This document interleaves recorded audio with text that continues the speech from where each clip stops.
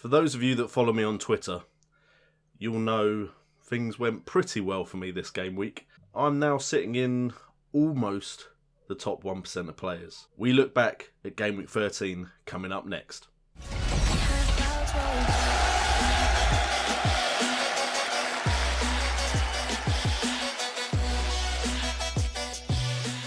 What's up guys, and welcome to J&O United, bringing the best in football gaming. Yes, you'll realise that's a little bit of a shorter intro, but we are rebranding the channel and I'll announce it again on FPL Today because I know this is one of my most watched series, but we are going to focus on football gaming. It's what I put out mainly on the channel anyway, so it does mean the weekend recap is going to stop and I'm going to focus on FPL, which may mean more FPL videos for you, which I'm sure a lot of you will be happy about, and then we're going to focus on Football Manager and FIFA. But enough about that, and let's look back at Game Week 13 and how well I did, because I feel like bragging. So my points for the game week was 70 points, while the average was only 46. That's 24 points above the average, and it's in game weeks like this where you can get a score of around 70, while the average is as low as it is, that you can really jump up the rankings. The highest score for the game week was 116 points, which wasn't too far behind the dream team of the week.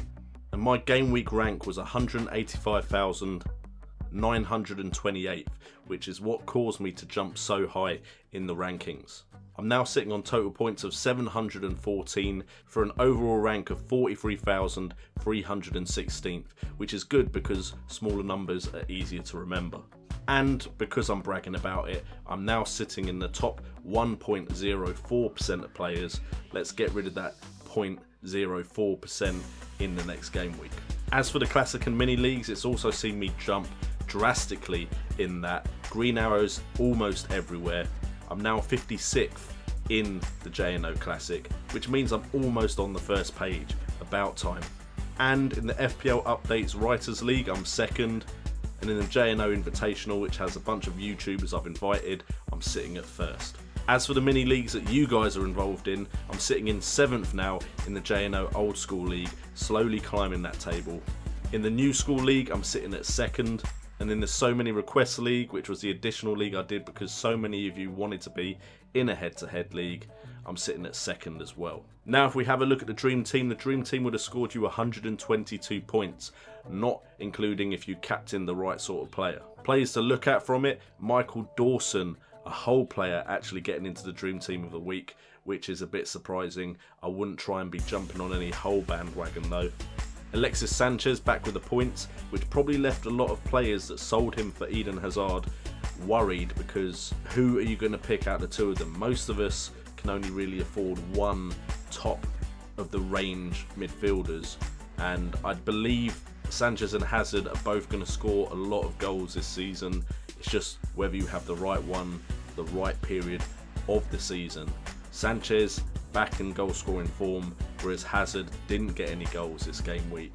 So I'm going to stick with what I've got for now, unless I really need that money to bring someone else in. Llorente gets into the Dream Team as a striker after helping orchestrate what was a come from in front to behind to in front again game against Crystal Palace for Swansea. What a game that was. Great attacking play from set pieces, but the defending from both teams was pretty awful. I don't think anyone is going to be drafting in any Palace or Swansea defenders anytime soon. And Aguero once again proves how risky it is to drop him.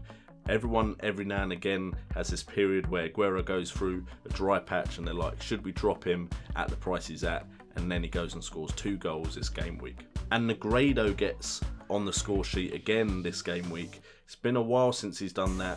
There was a big bandwagon at the beginning of the season. Could it be coming back? Negredo, you would think, would be a very good striker at a club like Middlesbrough, but he just hasn't been turning in the performances. Maybe slowly he will find that form and be a worthwhile, cheap third striker. So if we go on to my star of the week, and I'm looking at Gylfi Sigurdsson as my star of the week because he looks pretty central to everything that Swansea will do this season. Now, if Llorente also starts to play up front, I think Sigurdsson's delivery could find Llorente in the box a lot. In game week 13, he got 1 goal and 1 assist, coming in at 7.3 million. He had 7 attempts at goal and he had minutes per chance of 14. I reckon if you're looking for any Swansea coverage at all, Sigurdsson is the safest option because he has proven at the value he's at, he can get you the points that kind of money needs to be getting. Fall of the week goes to someone with minus points and a red card, and it's Manuel Britos from Watford. Coming at 4.4 million, he managed to get a red card in the 89th minute. I mean, just see the game out. I think you're already losing anyway. There's no need to be getting a red card in the 89th minute. If you had him, that would have got you -1 points. Anyway, guys, thank you so much for tuning in. In about an hour or two's time, probably at 6 o'clock tonight, there will be the FPL Today Preview for Game Week 14. So make sure to stay tuned to this channel today. We're going to get as much FPL videos out today for you all to watch during the week here on JNO United. So thank you guys as always for watching. Make sure to check all my social links on the screen right now and in the description down below. Best of luck for Game Week 14. I've been JNO. You guys have been awesome, and remember, it's all about the game.